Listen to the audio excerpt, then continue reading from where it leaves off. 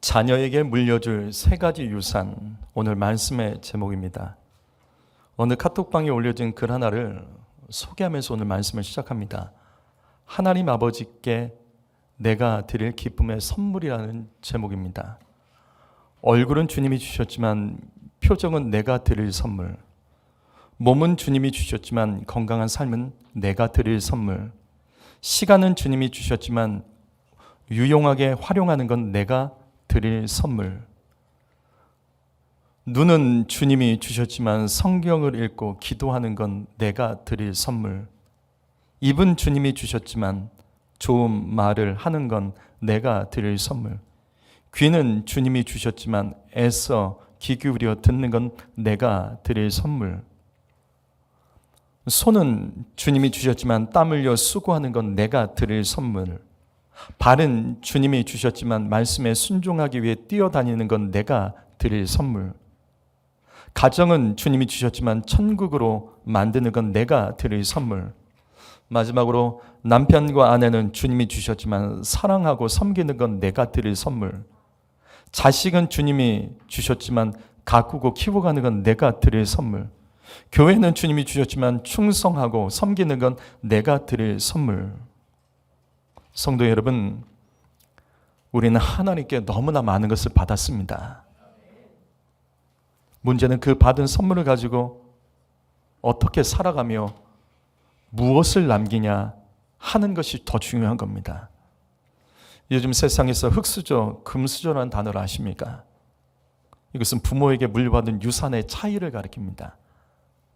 부모에게 많은 재산을 물려받으면 이 사람은 금수저라고 부르고, 받은 것이 별로 없으면 흙수저라고 부릅니다.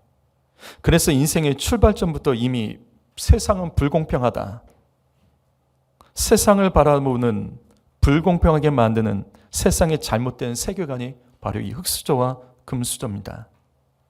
마치 부모에게 물려받은 재산의 크기가 그 인생의 운명을 결정하는 것처럼 마귀가 사람을 속이고 이간질하는 물질적인 세계관이 이 흙수저와 금수저란 단어입니다.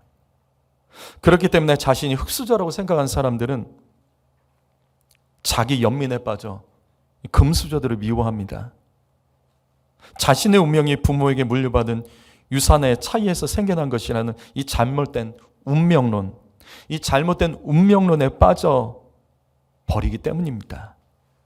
그러면서도 신기한 것은 금수저를 욕하면서도 실제로 자신의 인생은 자기 자신에게 어떻게 하면 금수저를 물려줄까 해서 세상의 욕심과 욕망에 사로잡혀 만들어가게 하는 이 세계관이 흙수저, 금수저입니다.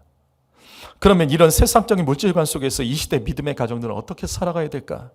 그것이 오늘 말씀의 제목인 자녀에게 물려질 세 가지 유산이라는 제목입니다.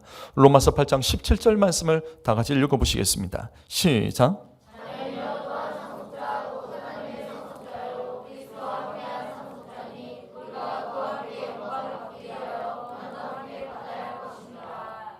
이 말씀은 우리가 하나님의 자녀가 된다는 것을 이렇게 설명하고 있습니다.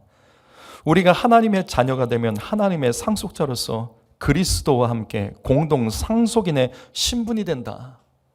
그리스도와 함께 공동 상속인이 된다라는 말씀입니다. 즉 하나님의 자녀는 예수 그리스도로 우리도 하나님의 모든 것을 상속받게 된다는 아주 축복된 말씀이죠. 그런데 여기 조건이 따라갑니다. 그 조건이 뭐죠? 조건이 뭐죠? 우리가 그리스도처럼 하나님의 그 모든 것을 상속받으려면 조건이 뭐죠? 고난입니다. 우리가 예수 그리스도처럼 하나님의 모든 것을 상속받으려면 이 땅에서 예수 그리스도처럼 하나님 영광 위해서 손해보고 고난을 받아야 된다는 것을 놓치지 말아야 된다는 거죠. 우리도 이 땅에서 하나님 때문에 손해보고 고난당하는 것을 당연하게 여겨라. 그럼 너희는 하나님의 상속자가 될 것이다 라는 말씀입니다. 성도 여러분, 바로 이것이 이 시대의 세상의 세계관, 흙수저, 금수저의 물질적인 세계관 속에서 우리가 하나님의 자녀로서 이 세상을 살아가는 자세입니다. 성도 여러분, 성도는 예수 그리스도의 고난을 유산으로 물려받아야 될 줄 믿습니다. 그리고 우리의 자녀에게도 하나님을 위하여 너희는 그리스도처럼 이 땅에서 내가 손해본 것처럼 너희도 이 땅에서 그리스도를 위해 하나님을 위하여 손해보고 고난받아도 믿음을 지켜내야 된다는 신앙의 유산을 물려줘야 되는 겁니다. 하나님의 영광을 위해서 우리도 주님을 위해서 손해보고 고난받을 때 우리는 진정한 하나님의 자녀로서 예수 그리스도와 함께 하나님의 모든 유산을 상속받게 된다는 상속자가 될 수 있다는 이 말씀,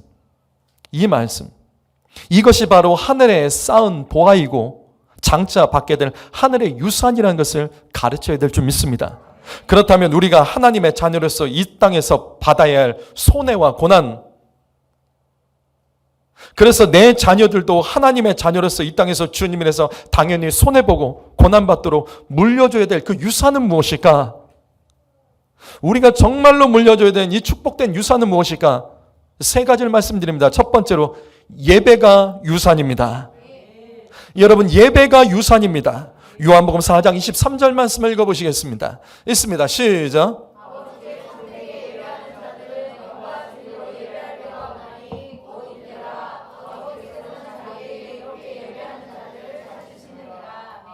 성도 여러분, 하나님은 참되게 예배하는 자를 찾으십니다. 우리가 예배하고 있지만 매년 예배하고 있고 매 주마다 예배하고 있고 몇십 년간 예배하고 있지만 하나님은 예배자를 찾으십니다. 참되게 예배하는 자를 찾으십니다. 다시 말해서 많은 사람들이 하나님이 받으실 만한 예배를 드리지 못하고 있다는 거예요.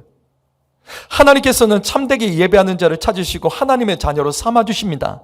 성도 여러분, 예배하기 위해서 어떤 손해와 고난도 받으셔야 됩니다. 하나님의 자녀들의 삶은 예배 중심으로 살아가야 됩니다. 그래서 하나님은 참되게 예배하는 자를 찾으십니다. 부모 여러분, 자녀들에게 예배의 유산을 물려주십시오. 영과 진로 예배하는 모습, 예배에 대한 간증과 신앙을 유산으로 물려주십시오. 바쁘고 기분 나쁘면 예배하지 않는 모습을 자녀에게 보이시면 안 됩니다. 예배하고도 우울하고 시험에 빠져 있는 모습을 자녀들에게 보이지 마십시오. 예배하고도 예배 시간에 들은 말씀을 무시하고 말씀에 정렬하지 않은 그 강팍한 삶과 그 고집을 자녀에게 보이지 마십시오. 그래서 우리의 자녀들이 아직도 하나님은 인격적으로 만나지 못한 것은 아닐까요? 부모로부터 예배의 유산을 받지 못해서, 예배의 유산이라는 것이 무엇인지 알지 못해서 우리 자녀들이 아직도 하나님은 인격적으로 만나지 못했고, 혹시 현재 주님을 떠난 자녀들이 있는 것은 아닐까요? 예배 때문에 시간과 물질과 여러 가지 관계와 고난과 힘든 일, 손해보는 일이 있어도 그래도 예배하는 것이 당연한 것임을 내 자녀들에게 보여주십시오. 내 인생의 모든 것이 예배 중심으로 움직여지고 사용된다는 것을 우리 자녀들에게 보여주십시오. 예배가 유산이 되도록 우리 자녀들에게 물려주십시오. 그러면 하나님이 일하십니다. 하나님이 채워주시고 그때 역사하여 주십니다. 로마서 12장 1절 말씀도 있습니다. 시작.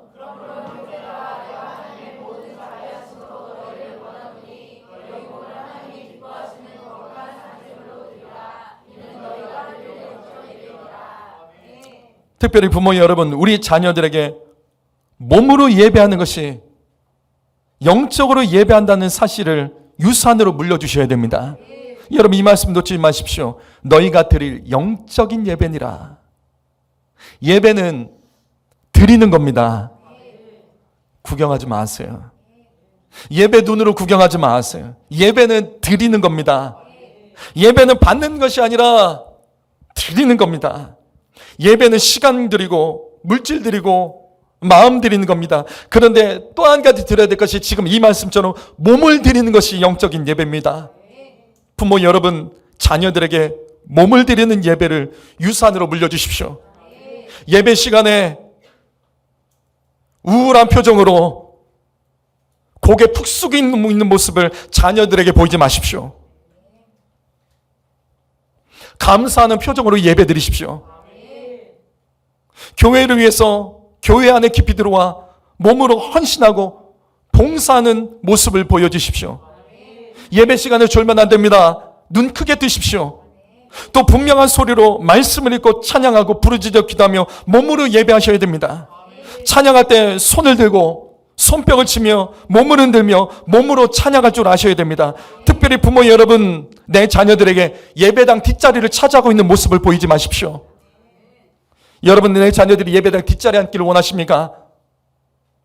예배당 뒷자리에서 신발 벗고 다리 꼬고 늘어져 있는 모습을, 예배 드리는 모습을 자녀들에게 보이지 마십시오. 하나님을 가까이 하고 말씀을 가까이 하는 마음을 갖도록 앞에 앉아서 뒷자리에 앉은 사람들이 나를 쳐다보는 것처럼 하나님께서 나의 예배를 다 감찰하고 계신다는 것을 알도록 두렵고 떨림을 가지고 경건하게 예배드리는 모습을 보여주십시오. 이렇게 예배하는 모습을 자녀들에게 유산으로 남겨주십시오. 그러면 하나님이 일하십니다. 하나님께서 채워주시고 역사해 주십니다. 두 번째로, 자녀에게 믿음의 유산을 남겨주셔야 됩니다. 믿음이 유산입니다. 디모데후서 1장 5절 말씀 읽어봅니다. 있습니다. 시작.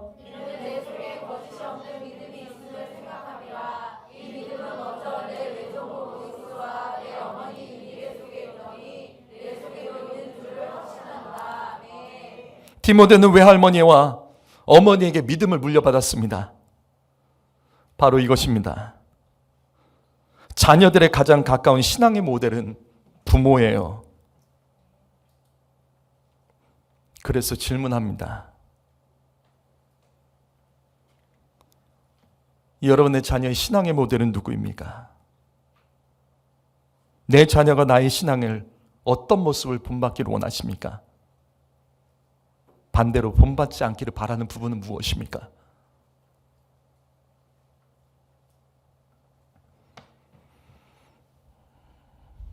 내가 사는 것이 너무 힘들어서 이렇게 신앙생활 한다고, 아니면 분명하게 말씀을 가르치는 목사나 교회가 없어서 내 신앙이 이것밖에 안 된다고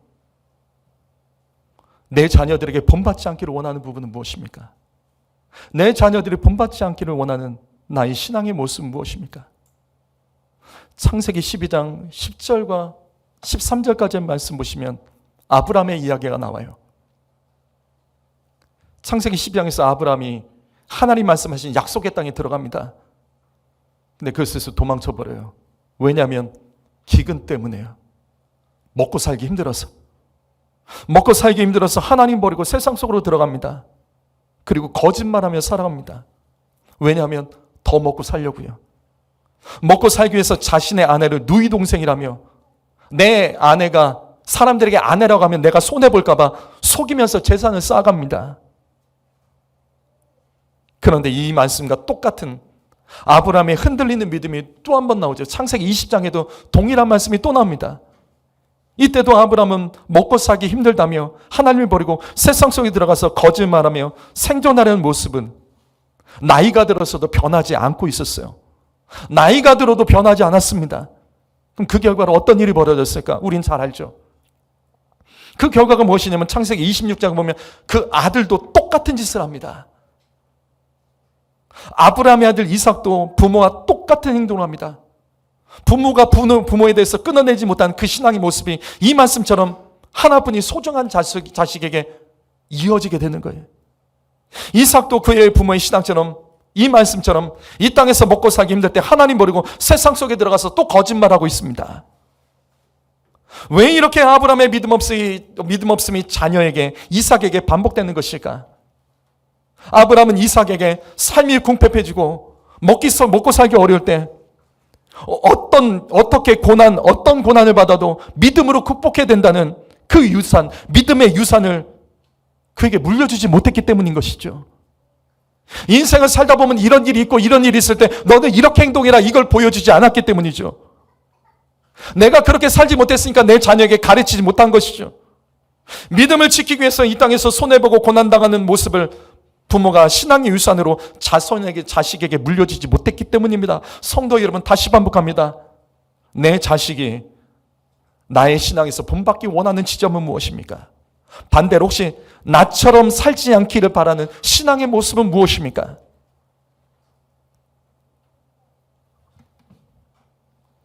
로마서 1장 17절 말씀 있습니다. 시작.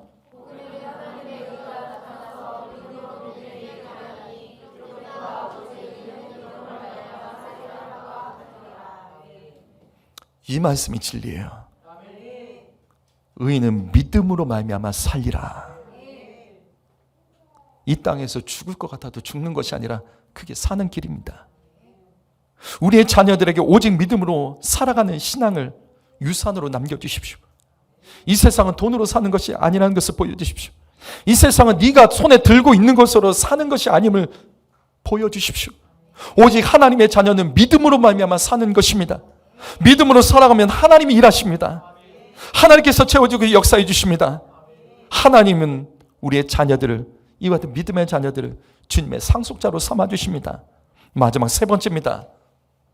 우리 자녀에게 물려줘야 될 믿음의 유산, 그 중요한 유산은 무엇일까? 세 번째로 교회가 유산입니다. 시편 27편 4절 말씀 읽어봅니다. 시편 27편 4절 말씀 시작.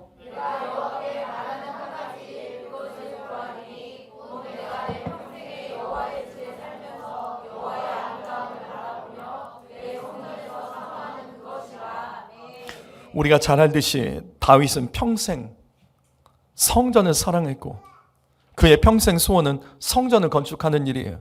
자, 그렇다면 질문하죠. 다윗은 왜 성전을 건축하려고 했죠?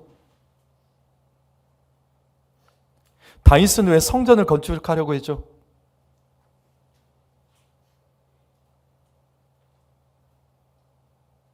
다윗이 성전을 건축하려고 그렇게 힘썼던 이유,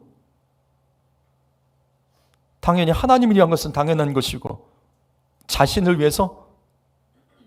아니죠. 자녀들을 위한 겁니다. 다윗은 자신의 자녀들에게 예배와 믿음만 유산으로 상속하려고 하지 않았습니다. 다윗은 내 자녀들에게 예배 드릴 수 있는 합법적인 장소, 믿음이 성장할 수 있는 성전을 자식과 후손들에게 유산으로 물려주고 싶었던 거예요. 그래서 자기가 성전을 건축하지 못해도 그 아들 솔로몬에게 그 성전을 건축하게 했던 겁니다. 성도 여러분, 교회를 사랑하는 것이 축복입니다. 성전을 세우는 것은 이 시대에서 끝나는 것이 아닙니다. 이것은 다음 세대가 예배할 수 있는 합법적인 장소를 만든 아주 복된 일입니다. 그래서 성전을 건축하는 것은 그 자녀에게 하나님의 은혜와 축복을 물려주는 외적인 증거가 되는 것입니다. 열왕기상 3장 4절과 5절 말씀입니다. 우리가 아는 말씀입니다. 읽어보죠. 읽습니다. 시작.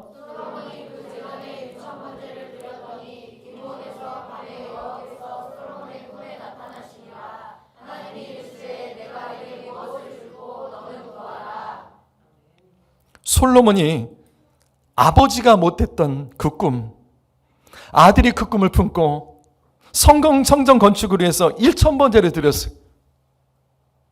그러자 하나님께서 그날 밤 꿈속에 나타나셔서 얼마나 기뻐하셨는지 이 솔로몬에게 이렇게 말합니다. 내가 너에게 무엇을 줄까? 너는 구하라. 네가 원하는 거 구해봐라. 내가 다 주겠다. 성도 여러분, 하나님께서는 교회를 사랑하는 사람을 사랑하시고 교회를 세우는 자의 인생을 강력하게 세워주십니다.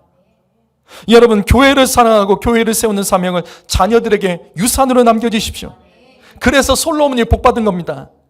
성경에서 하나님께서 직접적으로 내가 무엇인지 주겠다. 네가 갖고 싶은 거 다 말해봐라. 그 말씀이 여기 하나밖에 안 나와요. 솔로몬이요. 솔로몬이 성전을 세울 때요. 이때 그러면 솔로몬이 뭐라고 대답한 줄 아십니까? 이 다음 구절이 뭔지 아세요? 이때 솔로몬이 뭐라고 대답한 줄 아세요? 아버지를 자랑합니다. 내 아버지가 교회를 사랑했던 것을 이 아들이 자랑해요. 그래서 이어지는 열왕기상 3장 6절 말씀을 보시면 현대인의 성경 이렇게 기록되어 있습니다. 주께서는 주의 종 내 아버지 다윗에게 언제나 크신 사랑을 베푸셨습니다. 내 아버지께서는 정직하고 성실하게 사셨으며 주께 충성을 다하였으므로 주께서 한결같은 은혜를 베푸셔서 오늘날처럼 왕위를 이을 아들을 그에게 주셨습니다. 솔로몬은 자신이 왕이 된 것이 아버지의 정직하고 성실하고 충성을 다했던 모습 때문이라며 말을 하고 있어요. 여기서 다윗이 정직했고 성실했고 충성을 다했다는 이 구절은 다윗이 교회를 사랑하고 평생 교회 건축하려고 준비했던 그 신앙을 말하고 있었던 겁니다. 성전을 사랑했고 성전을 세우기 위해서 언제나 정직하고 성실했고 충성했던 그 신앙이요.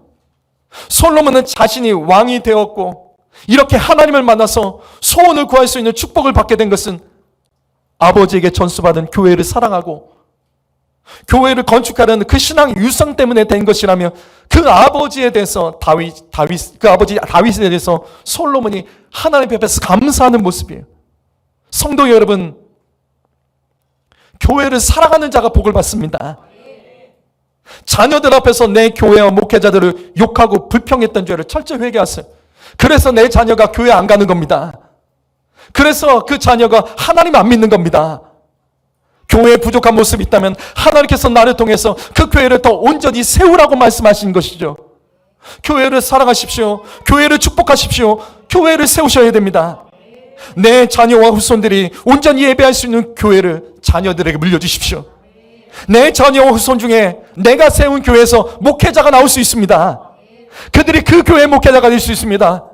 내가 세운 교회가 내 자녀와 후손 중에 목회자가 됐었을 때 그 교회를 협력해서 도와주는 동역자가 되는 교회가 되어줄 수도 있다고요. 미국의 청소년 잡지 틴에이저스에서 미국의 청소년들이 교회를 떠나는 이유 중에 하나가 부모 때문이라는 조사가 있었습니다. 이 아이들에게 물어봤더니 부모의 모습을 보고 자신의 신앙에 도움을 받는다고 응답하는 아이들이 16%예요. 나머지는 도움이 되지 않는다. 그래서 내가 교회 떠난다. 그렇게 말을 해요. 그러면서 자녀들이 부모 때문에 교회를 떠나는 10가지 이유를 말합니다. 10가지 이유요. 잘 들으세요. 첫 번째가 예배 시간 무시하고 여행이나 모임 갈 때요. 이때 자녀들은 부모를 보면서 주일 성수 못하는 것, 예배를 소중히 하지 못하는 것, 그 모습을 보면서 부모의 신앙을 의심하게 됩니다. 또 예배 시간에 시계를 자주 쳐다볼 때 때로는 예배가 지연될 때도 있습니다. 때로는 예배 시간이 길어질 때도 있습니다. 시계 보면서 짜증내는 모습을 보면서 아이들은 예배 태도가 망가진다고 합니다. 세 번째로 자녀 앞에서 목회자의 허물을 이야기할 때 목회자를 욕하고 교회 행정에 여러 가지 문제를 지적하는 일이 있으면 자녀들은 목회자와 교회에 대한 불신을 갖게 된다고 합니다. 그래서 교회랑 멀어진대요. 그러니까 교회가 이 모양이지. 그러면서 교회를 안 나가는 거예요. 네 번째가 11조 헌금 생활이에요. 억지로 하거나 정직하지 못한 헌금을 하는 부모의 위선적이고 인색한 모습에 우리의 자녀들은 교회 가기가 싫대요. 이렇게 하나님 믿어야 되네요. 다섯 번째가 교회를 자주 옮겨 다니며 교회에 대한 애착심이 없을 때요. 친구를 사귈 만한 쯤에 교회를 옮기고 또 교회에서 어떤 일이 있으면 부모가 적극적으로 참석하지 못해서 이 아이들의 믿음의 뿌리가 내려지지 못한다는 겁니다. 여섯 번째가 예배 시간의 지각이요. 예배 시간의 지각이요. 다른 일은 아주 정확하게, 다른 일은 아주 시간을 철저히 지켜요. 그런데 예배 시간을 지키지 않는 모습에 우리 자녀들은 교회랑 멀어지게 된다고 합니다. 그리고 불규칙적으로 기도할 때요. 문제만 있을 때 기도해요. 문제만 있을 때 기도해요. 그 같은 기복신앙을 아이들이 배우게 되면서 이 아이들이 기도하는 것이 멀어지는 것이고 이런 게 기도인가 실증을 느끼게 된다는 거예요. 여덟 번째가 교회에서 봉사하지 않을 때라고 합니다. 늘 바쁘다고, 뭔가 마음에 안 든다고, 누가 싫다고 핑계대며 봉사를 꺼리는 모습에 자녀들이 그 안에서 신앙생활의 모습을 배운다고 합니다. 아홉 번째가 자녀들이 교회에 오래 있는 것을 금지하는 부모요. 이 자녀들이 교회에서 얻을 수 있는 그 다양한 많은 은혜의 기회들을 부모들이 빼앗는 거예요. 공부하라고, 집안에 무슨 일이 있다고, 교회 적당하게 하라고. 맞는 거죠. 그래서 기회를 놓치는 거예요. 기회를 놓치는 거예요. 열 번째가 실천보다 말을 앞세울 때 말만 많은 거예요. 부모들이 딱 보니까 말이 많아요. 창피해하는 거예요. 말만 많아요. 막 싸워요. 그래서 이런 교회 난 안 간다. 이런 부모랑 나 같이 신앙생활 못한다. 그래서 아이들이 교회를 떠난다는 거예요. 부모 여러분, 내 자녀가 하나님의 자녀가 되어서 하나님의 유산을 상속받기 원한다면 우리 자녀에게 교회를 사랑하고 교회를 세우는 유산을 물려주셔야 됩니다. 부모의 재산이 자녀의 유산이 되게 하지 마십시오. 그거는 이 땅에서 다 끝나는 거예요. 자녀들이 돈을 믿게 하지 마세요. 하나님을 믿게 하십시오. 자녀들이 하나님을 직접 대면하면서 하나님의 축복을 받고 그것들은 가정이 세워가도록 자녀에게 신앙을 전수하십시오. 시편 35편 25절 말씀, 제가 정말로 좋아하는 말씀입니다. 읽어보시죠. 시작.